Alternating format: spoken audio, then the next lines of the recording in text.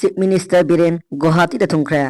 Manipur ki Chief Minister N Biren Singha ngasi nungthin pung 5:15 da Guwahati gi damakta Indian Airlines ki flight amada imphal thadokhibaga loinana ngasi nimidang mafam aduda thungkhre.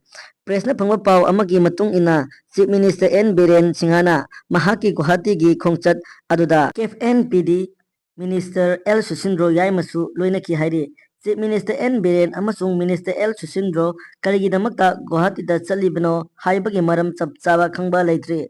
Adum oinamak state asida thokliba sahi ama helaklaba irang asigi mari leinana pangthokadaba thabak tharongi matangda chatpa oirangadra haibagi chingnaba mafamdi leiri.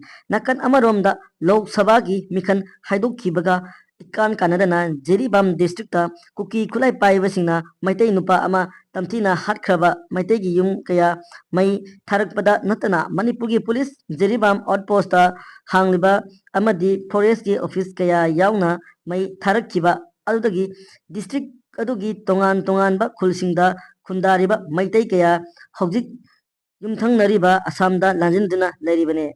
Lanjinariba singi manungda Assam state ki Kasa district dasu hojik Jiribam leiramba miyoi kaya ama lanjinaduna leiri. Hiram asiga mari leinana ngasi Assam gi Chief Minister Himanta Biswa Sarma nasu Kasa district dagi district administration singa video conference singi kuthangda mifam pangthokpaga loinana Manipur dagi lanjinarakpa Assam manungda hojik changjafam loriba singda Assam government ki maikaidagi pangba yaba mateng sing pangnaba khangan